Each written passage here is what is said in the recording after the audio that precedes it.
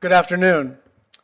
Today's oversight hearing, the third in this committee's COVID-19 response series, will focus on the pandemic's impact on native tourism economies.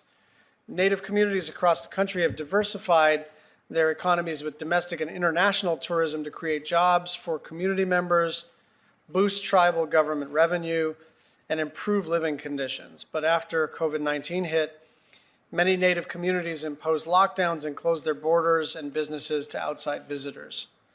The temporary closure of tribal businesses, including tourism-driven enterprises, disrupted a major revenue source for funding tribal government services and caused a ripple effect through adjacent non-Native communities, many of which rely on tribal enterprise to boost their own economies.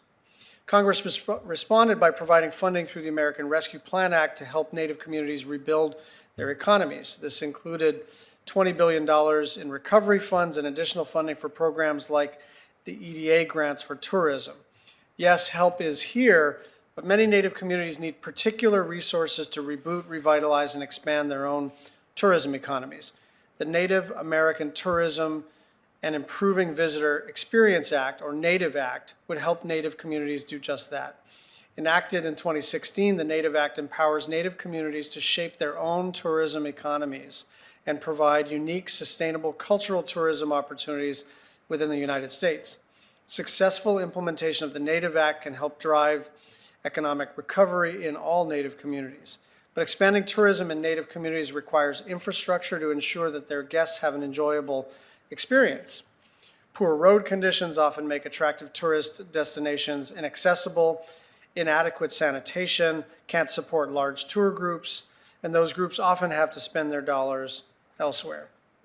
The United States must fulfill its responsibility to Native Hawaiians, Alaska Natives, and tribal communities to ensure that they have the infrastructure to build back better for a robust tourism economy. As vaccines become more readily available to the public, many Native communities are reopening their businesses, including tourism enterprises. And that's welcome news. But the long-term impacts of COVID-19 to tribal and Native tourism economies and what it will take to return to pre-COVID visitor levels has not yet been examined. So I look forward to hearing from the administration and Native tourism experts on these impacts and the federal resources and infrastructure needed to get Native tourism economies back on track. Before I turn to the Vice Chair, I'd like to extend my aloha to Mr. DeFries and extend my thanks to our witnesses for joining us today.